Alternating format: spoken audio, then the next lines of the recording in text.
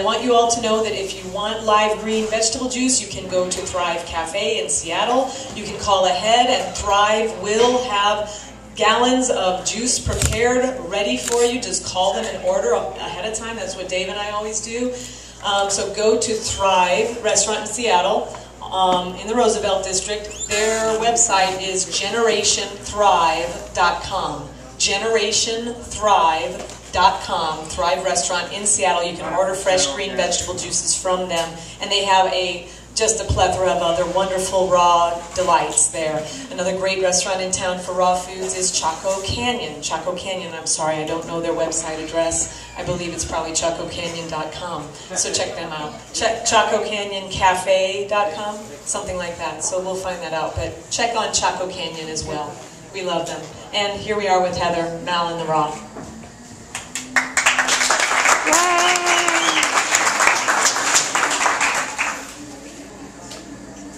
Hi guys. Hi. Hey. So my name is Heather, and on the internet I go by Mallory as my screen name, and I want to give a little shout out to all my friends at Raw Food Rehab. I've been doing a little blogging there in the Liquid Lounge. If you're not familiar with Raw Food Rehab, it's a mansion. An online virtual mansion with all kinds of rooms with all kinds of interesting things on topics like health, and lots of videos and full-length movies by raw leaders, and it's just a neat resource where you can have a community with a lot of other like-minded people. So, do I have any raw food rehabbers in the house? Yeah! Awesome, you guys. Thanks for coming today and supporting Dave. We love Dave. And we love juicing. And so I'm just going to tell really quickly my story. Basically, my story was that I was born at my ideal weight, 7 pounds, and that's about the last time I ever saw it. I was, the cute, chubby baby, and then an adorable, sweet little chubby toddler, and then, in school, you're not so chubby. I mean, you're not so cute to your classmates when then you're just the fattest girl at the school, and then the fattest person I knew everywhere I went. Eventually, my highest weight was 402 pounds. And you can see I'm not very tall. So, and you can also see that I still have a long way to go. Where my story gets good is that about maybe 2008, I heard about a lady named Bunny Berry who was going to try to go raw for a year. And she had a website called Raw Food, and she was going to try to go raw. She was going to try to go raw for 100 days. And I thought, that's crazy. But it got my attention, and I started checking her out. And I had a friend who was into this raw food, and I thought, now I'm the girl who couldn't pass a drive-through. I had a very severe food addiction. I tried every commercial diet program you can think of. I pretty much have been on it one time or another. Read every book. And everything worked for a while.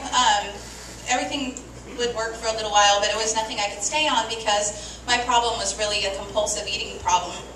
And I know Angela has written a really great book about that, and I encourage you to read that if that would be helpful for you. But so I thought that's just insane, and I pretty much passed it by.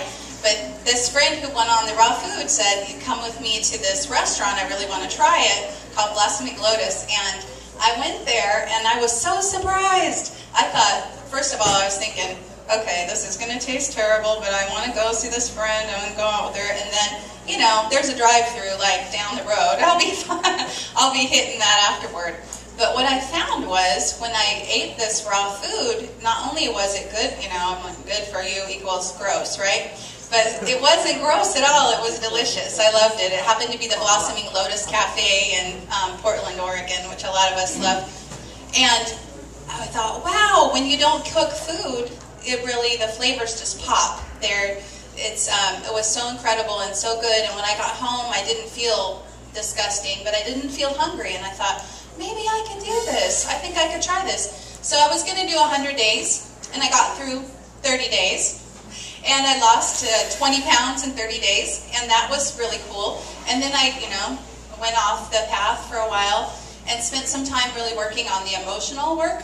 That is, I think the spiritual journey is the more important journey sometimes with health. with a lot of weight to lose. You know, there was a lot to work on, and so that's what I spent some time doing. When I went back to it in January of this year, I decided I was going to go 100% raw, or at least as close as I could. I went on a high raw diet, and so from January till now, I've lost, I had already released 20 pounds, and I kept that off, amazingly. Then from January till now, I've taken off, let's see, a total of 120, so I guess 100 more pounds this year.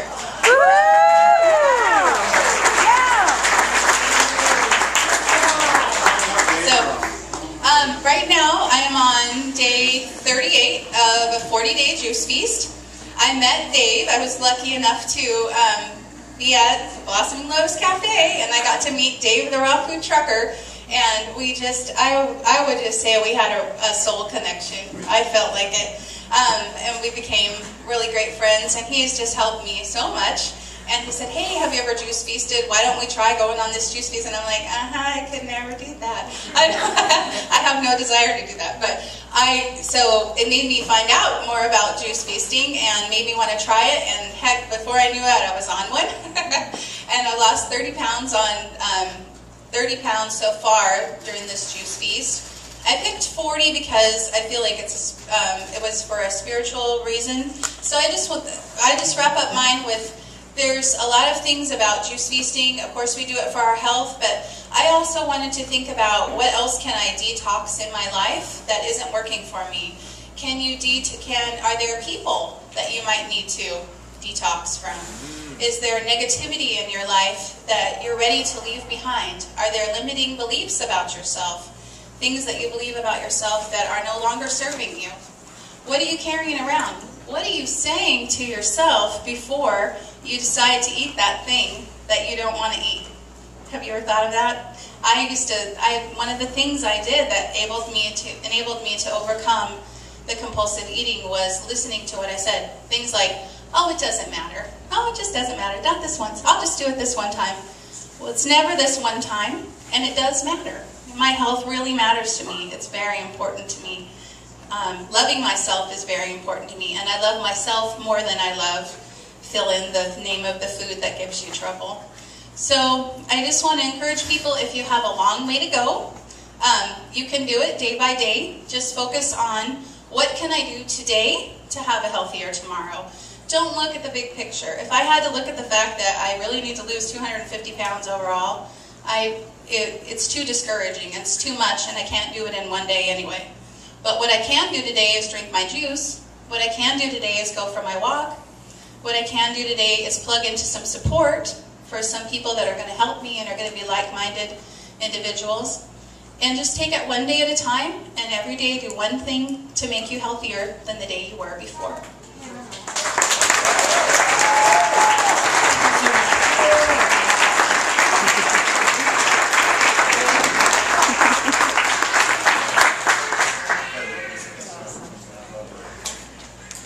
Mia Daleen.